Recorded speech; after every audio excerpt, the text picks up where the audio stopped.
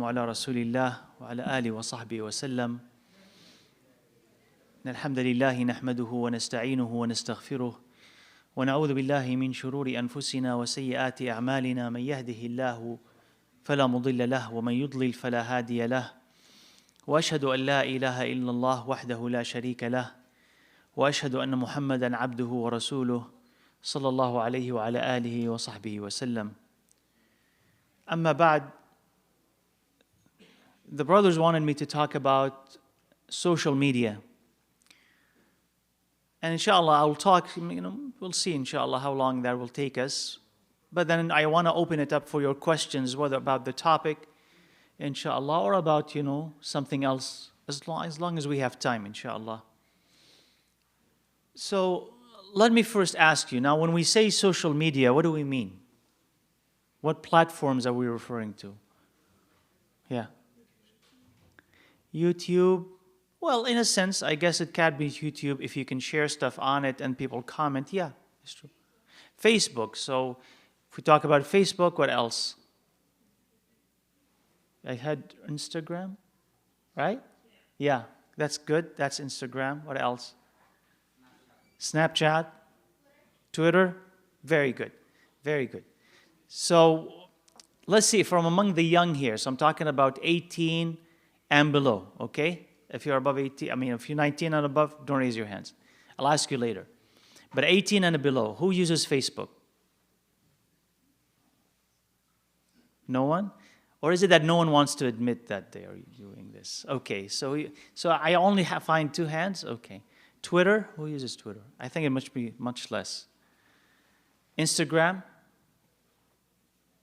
Okay. More? Okay. And Snapchat? Okay, so Instagram is what, most popular one here?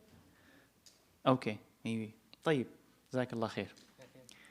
So, of course, okay, so let's go with 19 and above. 19 and above, who uses Facebook? Okay. And who uses Twitter? No, right? Just one person. Instagram? Okay. And Snapchat? Okay. Okay, so it's sort of more even. Not as much for Twitter, but you're using Snapchat as well, whether you're 18 and below or above that. So, of course, the use of social media is a medium. It's not in itself an end. Why do you use it? And that's the first thing that I'm going to pose to you. That is, why are you using this thing? So there has to be a goal. So let me ask you then, why do people use social media? Or you can say, why do you yourself use it? Or if not you, why do people generally think they use social media?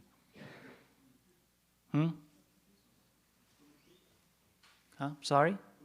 To communicate. But communicate with whom? Yeah, I feel so. To be popular? Yeah, that's true. That's true, because you want to be popular and you want to attract attention, and that's actually very, very, very true. And this is one of the reasons or one of the problems with social media in general, because it turns your attention on yourself. So you're highlighting yourself always. This is what I ate, this is what I drank, this is where I went, this is what I bought, this is what I think, I. So it becomes you all the time.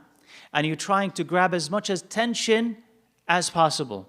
So of course, when you want to grab attention, your intention is wrong, and that in itself changes you. That in itself remolds you into someone who is selfish and self-obsessed, and who's willing also to change who they are to be popular. Like, how could you become popular? People have to like you. So if they dislike something about me, my intention is to be popular, what do?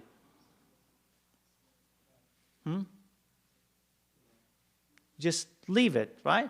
Like, if there's something about me that they dislike, I bought something, or I had an opinion, or whatever, and my aim is to be popular. So I'm always looking at how many likes I've got, how many shares I've got, how many people are engaged with my posts. So if I want that popularity and they start disliking some of the things I'm saying, it's a political view or a religious view or the things I'm doing, to remain popular, what do? You have to always adjust.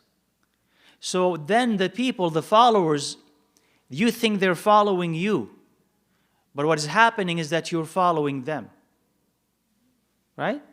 You're following them because you are trying to gain their approval. So you are their follower. As long as you care about what they think and you're happy when they are happy and you are sad when they dismiss you, if that's the case, if this is the intention behind why you're going there and why you're posting, then of course they are changing you. And especially this is quite dangerous when you're growing up. Like as an adult, but still, it's a danger. But as an adult, more or less your traits, your personality is set. I like and dislike, I'm this person. But when you're growing up, you're still trying to figure out what's right and what's wrong. What kind of person am I? What I should believe, how I should behave. So if you allow the followers, and this is power that we give other people over us. If you allow your followers to dictate who you are, your personality changes because of it. You may actually not end up with a personality. I'm just going to do what pleases the crowd. So what is it that you want from me? Oh, this is what I'm going to do. So you learn to be that type of person. Without actually any convictions, I'm just going to do exactly what is going to get me attention. So people go there to be popular. So why else do people go to social media? Whether it's you or someone else. So I heard to connect, right? To communicate. So connect with friends, connect with family. So that's something else. And that's positive. Maybe. We'll see, inshallah. Why else would people go? Come on, you're on social media. Yeah. So keep up with current events. So it depends on who you follow, right? And what pages and who you like. So if you want to know the latest in the political field, entertainment, economics, whatever it is, so it depends. That thing could really be helpful or also could be distracting as well. It depends on your source. So one problem with social media is what? Is news always reliable over there? No. So somebody could report something and you hear, oh, so-and-so is sick, so-and-so has died. There is a coup over here, there's a collapse with this. And then there is that phenomenon of fake news. What is fake news? Fake news is basically someone sitting on purpose manufacturing news, making up stories about a person for them or against them, about a country for them or against them. And there are actually people who are being paid to do this. So social media, though it liberates, let's say, humanity or whoever has subscribed to it, so that you can post, at the same time, there is such diversity or overflow of information that you don't know eventually what's right and what's wrong. Unless you can trace it back to a source, and that source is reliable, you don't know if it's right or it's wrong. And I said there are people who are actually being paid to sit down and make up stories in other countries. They go to them and you say, make up a story, post it, and then start liking it, start sharing it, and there will be an army also being hired so that they can promote a story. So not every story that floats to the top is one, barakallah feek, but it's very far, okay. So not every story that floats to the top is actually a genuine story, but could be a manufactured story. So in that sea of social media, you don't really know. And that's why you also need to verify, to be watchful of things that you share, and before that, things that you believe. So there's also the possibility or the trend of bias. That is, if I'm following, if I'm leaning to the right, or I'm leaning to the left, or if I like so-and-so, or whatever, if I only follow these individuals and I have no idea about the other point of view, then I will always think that what they believe is right. Because I don't have an even-handed assessment. So if I'm following, for instance, a political pundit or a political commentator, and that person, I follow him because I like those types of opinions.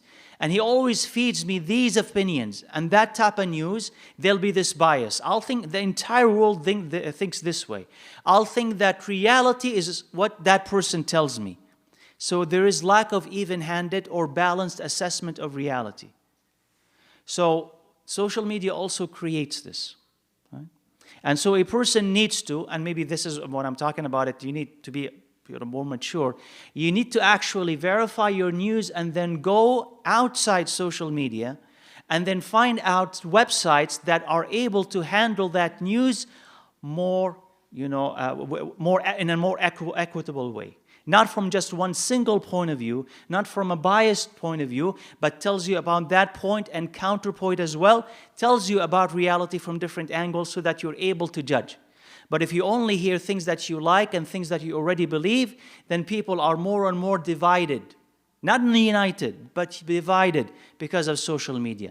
Because I only listen to those people, and he or she, he listens to other people, and we never meet and we never talk. That's also another problem with it. What's another problem? Or why do people also go to social media? Or let's switch to, what problems do you encounter or are there with social media? Failed? No, please. Social media, sometimes they divide the nations. Divide nations. Right, so that they can divide nations. And it does give a platform to those who are promoting evil.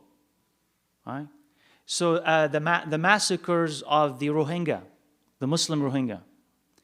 Facebook, if I'm not mistaken, Facebook or maybe some other channel had been accused, that Facebook or Twitter had been accused of actually allowing very hateful speech that's coming out from that country by political or religious leaders that was spreading rumors and lies about the Muslims over there. And of course, without monitoring, without filtering any of that information, it spread and other people consumed it and believed it.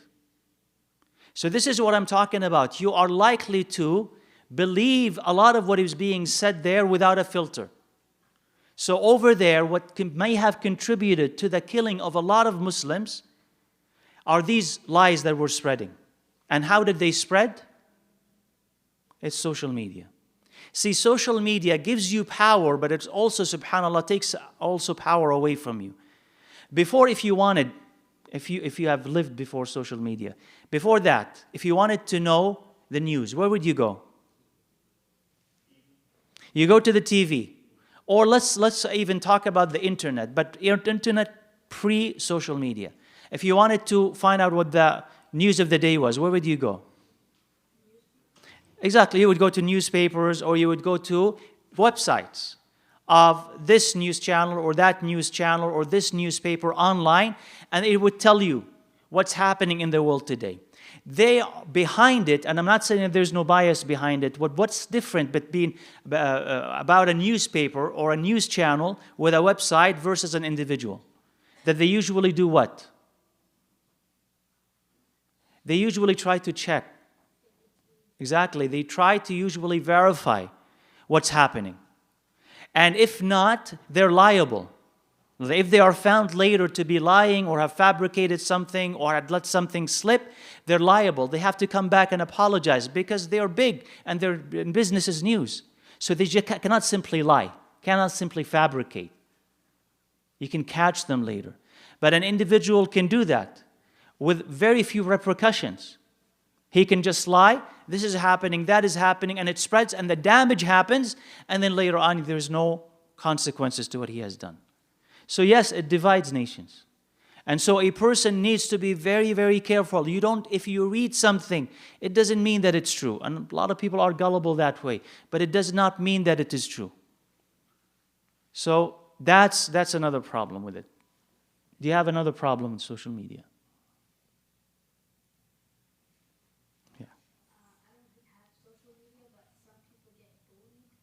Wonderful. So some people get bullied. Do you know people who got bullied because of it?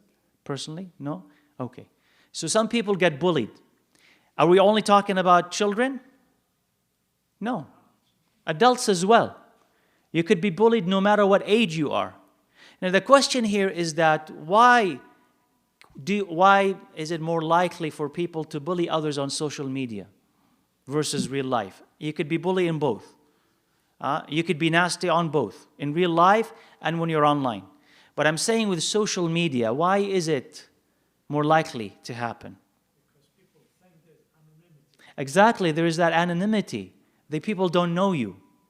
So you can hide behind a fake name, a fake account, and say whatever you want, attack whoever you want.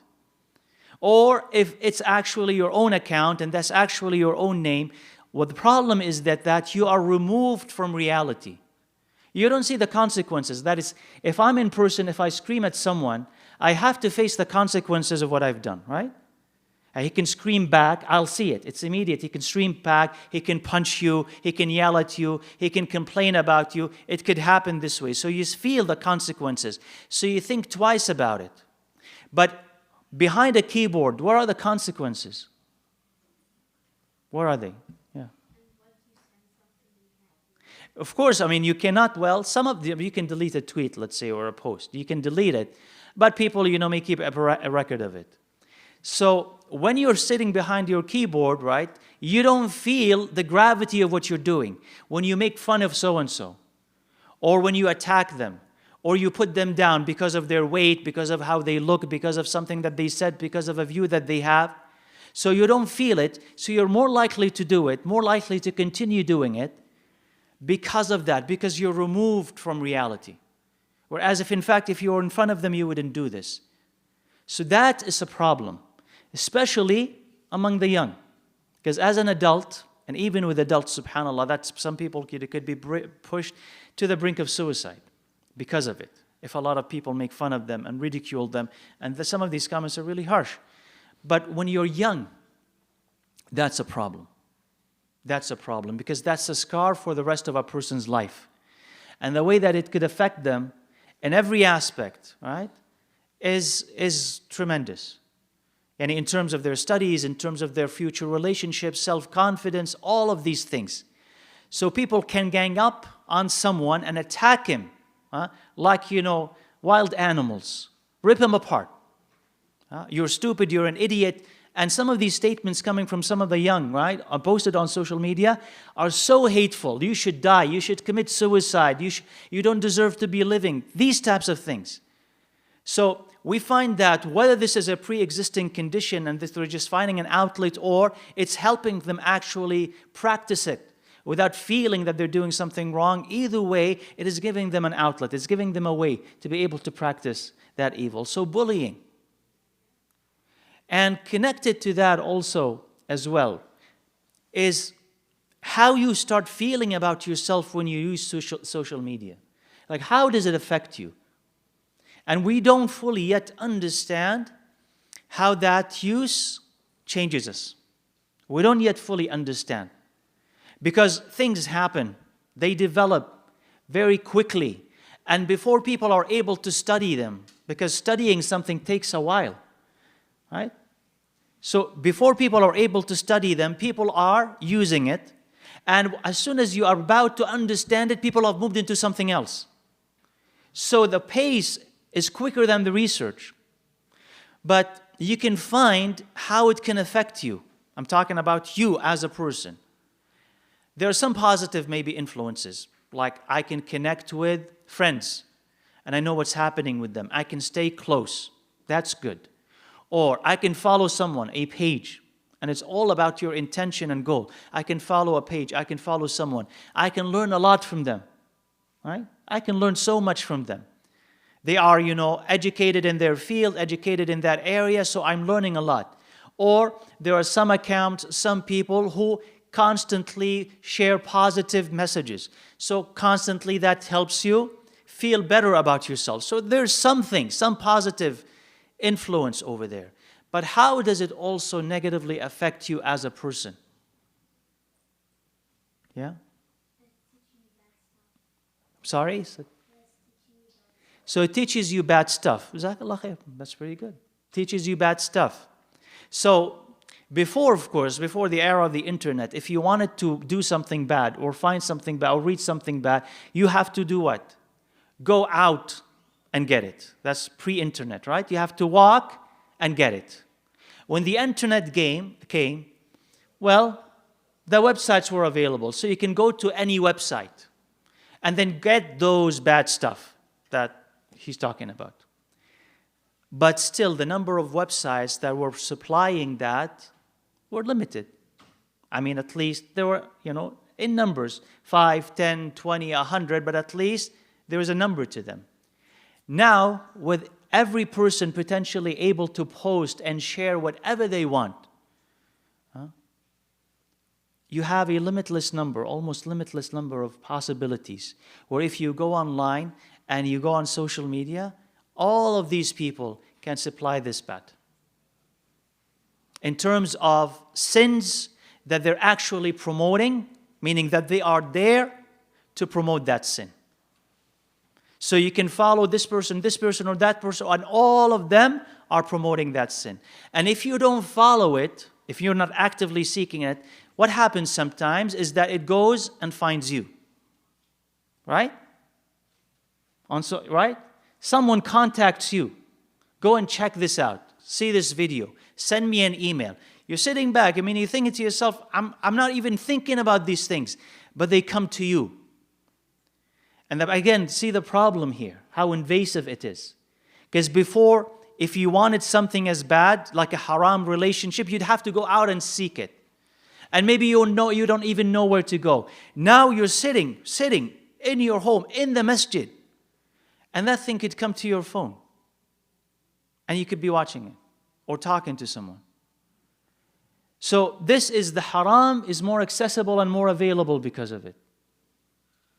And so when you're on, inshallah, when you go online in general, and when you're on your social media in particular, you need to be aware of the fact that the barriers between you and the haram have fallen. The barriers, right? The distance between you and the haram has shrunk. So if that's the case, you should always be conscious of the fact that who's watching? Allah Azza wa Jal, that Allah is watching you. And that your ability to go online, have electricity, have eyes, have hands that enable you to use all of this is a ni'mah, isn't it? And if the ni'mah is abused, what happens to it? Allah will take it away from you. That you've turned this ni'mah into a curse, niqmah.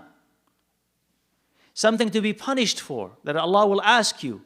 I've given you eyes, what did you use them for? I gave you hands, what did you use that for? I gave you a tongue, what did you use that for? I gave you free time. What did you use that for? I gave you money, and you bought a computer and a laptop, and you have internet and all of this. So what did you use all that for? And if it's for the haram, you've turned the ni'mah of Allah Azza wa Jal into something to be punished for. You didn't thank Him, you used it to hurt yourself, and hurt people around you, and hurt others that you may not even know. So that is a problem. So you should always be aware that Allah Azza wa Jal is watching you. And then all the sins that we talk about, the sins of the eye, the sins of the tongue, the sins of the hand, are all multiplied and magnified when you're online. Do you believe that? Or no? All these, the sins, are magnified and multiplied when you go online. How? Well, consider for instance the fact that if you lie, okay, you're offline, you lie, you tell a lie, you fabricate a story. How many people could listen to it? 1 or 2, 3 or 4. If you have a big crowd and it spreads, it will take time for it to spread. So that's the lie that we're talking about. Offline, the spread is limited. If you go online and you post something that is haram, a lie, gossip, rumor, or not necessarily initiate that post, but repost it. Share it with someone. Like it, so that other people who follow you, also see what you've liked, see what you've shared. How many people? Yeah, That's the potential. Potential is millions. You have no control over it after that. No control at all. Because once it's out there and it gets reshared and reshared and reshared, you don't know when, you don't know how. If that happens, who's responsible? I'm responsible because I shared it. I'm responsible. Now, that click, I may not think that that click is going to cost me anything. But this is really, you begin to understand the words of Rasulullah sallallahu alayhi wasallam, that a person may say a word not paying any attention to it, and it may cause him or cause Allah Azza wa Jal to be angry with him till the day of judgment. A story about a woman, a false story about a woman, about her honor. Or you are making fun of someone and you share that, and that share, that like, that thing is that thing that pushes him over the top and he kills himself because of it. And you meet Allah Azza wa Jal with that. I caused someone to die because of what I said, because I liked it, because I participated in it. So you become a partner in that sin without thinking about it.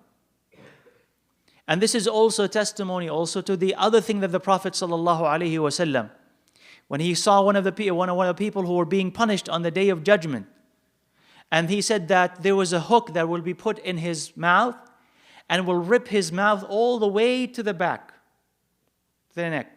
And that is punishment, or that is the punishment in the barzakh, in fact, until the day of judgment. That is, a person has died and is continuously being punished like that. A hook rips his mouth all the way to the back, and then it heals, and rips it back to the back, and then it heals, and so on and so on and so on in the barzakh till the day of judgment. And the Prophet ﷺ, when he asked, what was this? He says, هذا الرجل يحدث الكذب فتبلغ الآفاق. This is a person who lies and it goes everywhere. Afaq, the horizons, goes everywhere. So imagine this was said at the time of Muhammad sallallahu alaihi wasallam, or this person was punished even before his time. He lied, but still that lie would take time until it reaches the horizons that the Prophet sallallahu alaihi wasallam is talking about.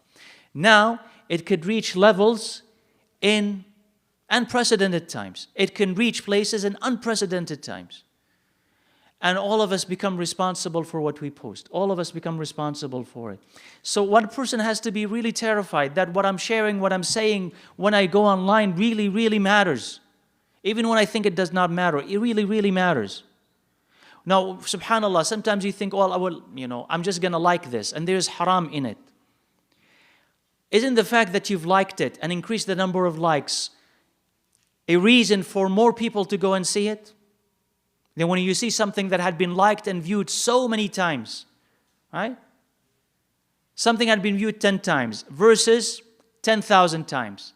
Which one are you more likely to see? Click on. The 10 or the 10,000? 10,000. This must be what? Interesting. That's why people have watched it. So if I also watch it, what am I doing?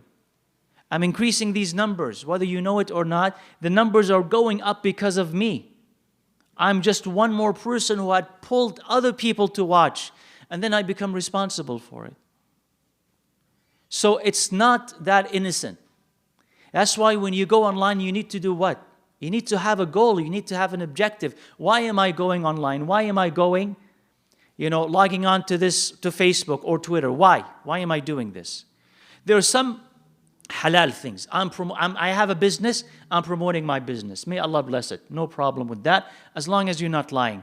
I'm connecting with my friends, I'm connecting with my family. That's good. Go ahead and connect with friends and family. May Allah keep you close. But I'm aimlessly going there because I'm bored. So I'm clicking on everything that I see. Where are you going now with this? There's no direction. And there's a guarantee that if you're just clicking like this, where do you end up? Haram. You're going to end up with the haram. Even if your intention is not haram, I'm just so bored.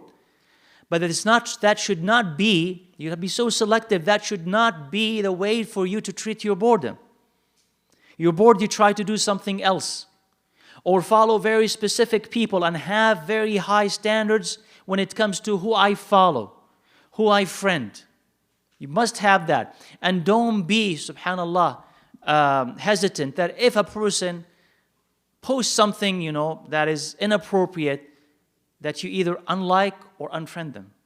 After, if it's possible to give them advice. If not, unlike and unfriend. So you must have an aim, you must have a goal. And must also always remember that there has to be a distance between you and the haram. That, right, is there to introduce you. Basically, it's a business, so it just wants to collect your information and then sell it.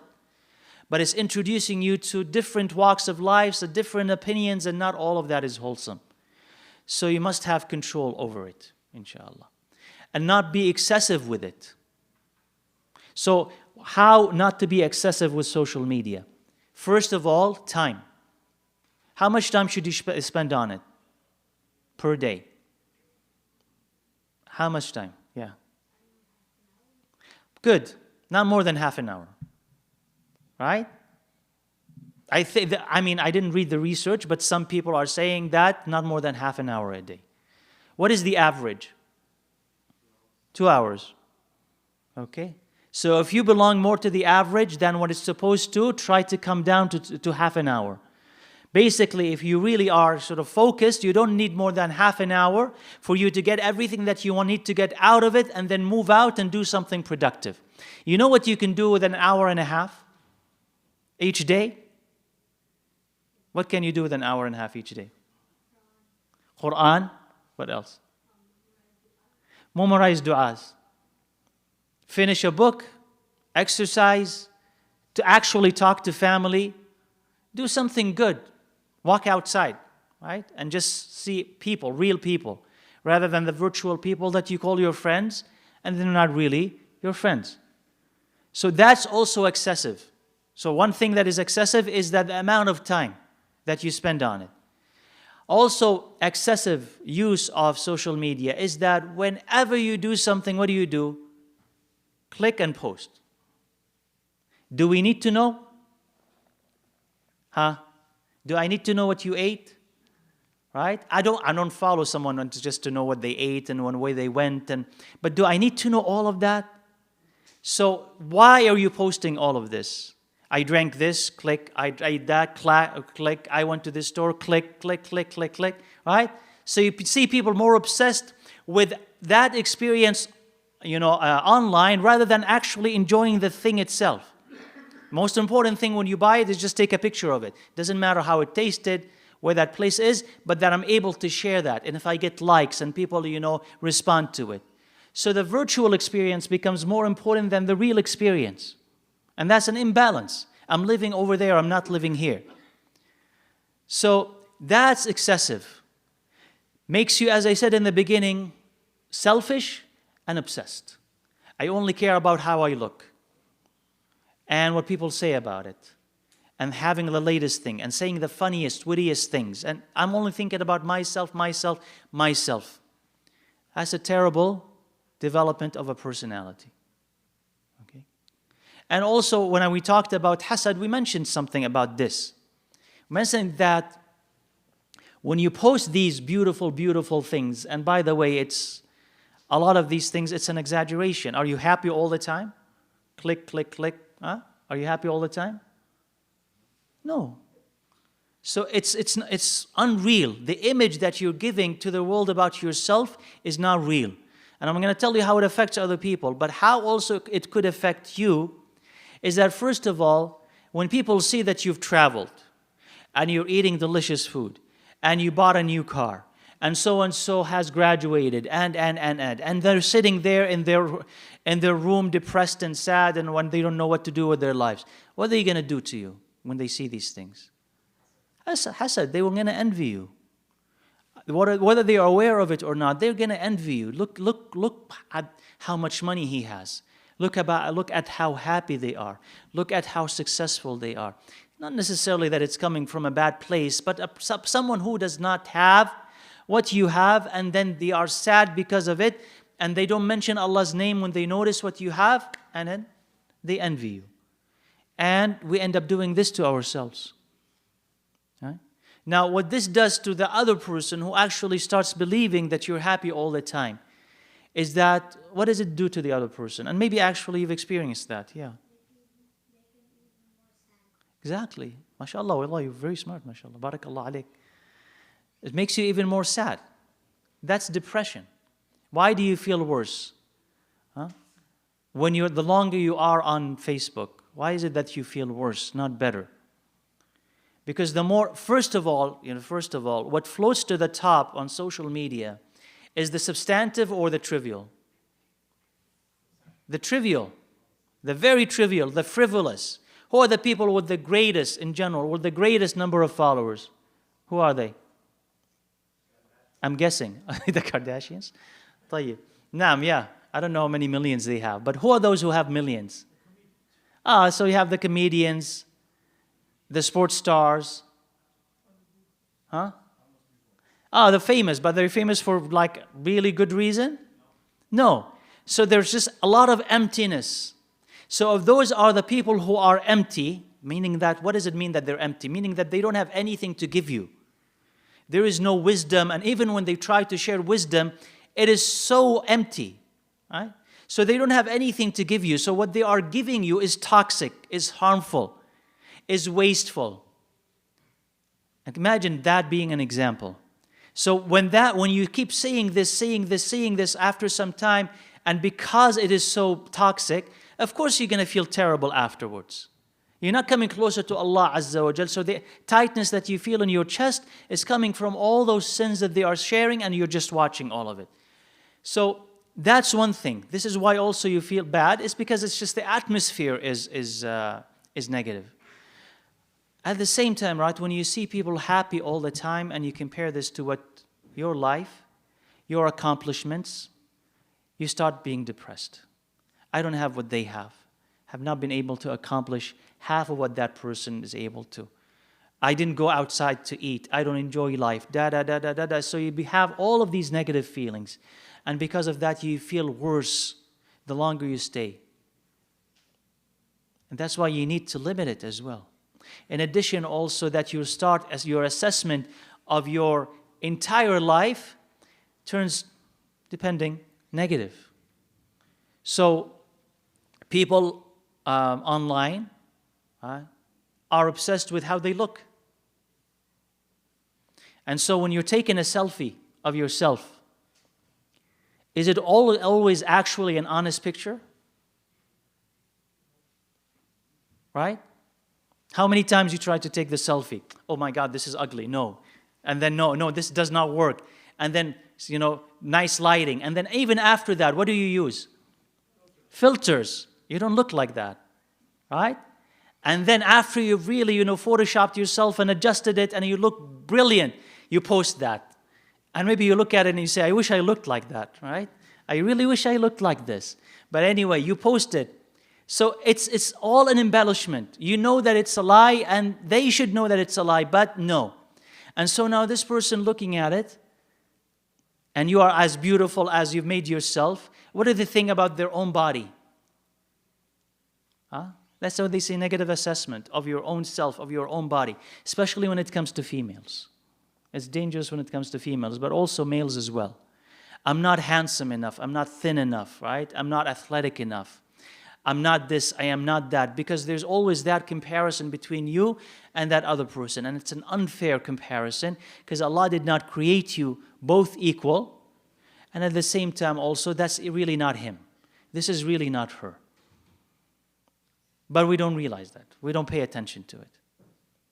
So, subhanAllah, this is what I wanted to say. I didn't want to go any more than that.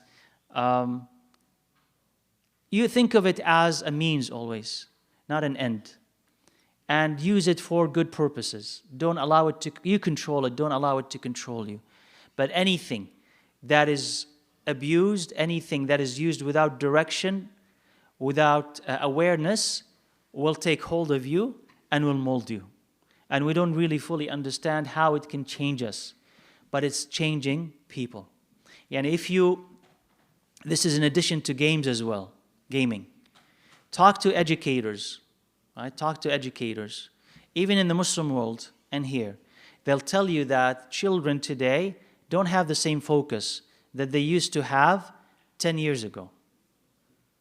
Now they're facing problems teaching. That child is distracted, is always distracted, can't focus, can't sit in one place. So they have these educational difficulties with them. And these could be, and I do not know that it is, but these could be children who grew up with both of these things. Introduced very early, prematurely to social media and gaming as well. So you want to give your children a chance. I don't care how much they insist and nag, I want this, they have phones, I don't, they have an Xbox, I don't, whatever.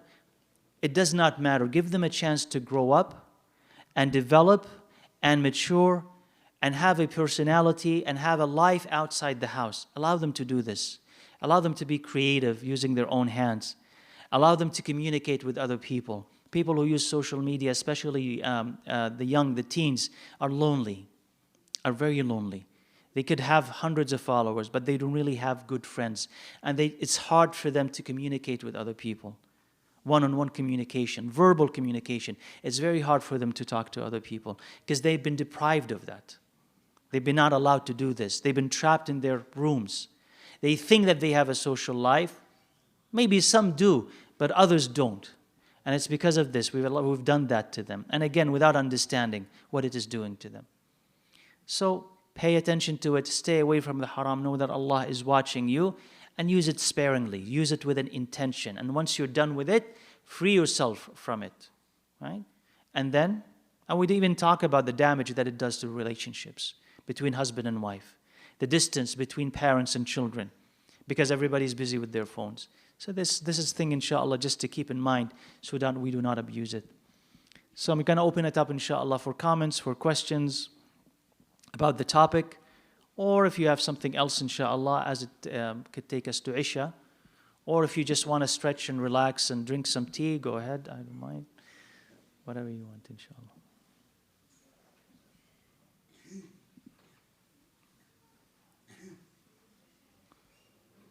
So let's ask, any questions?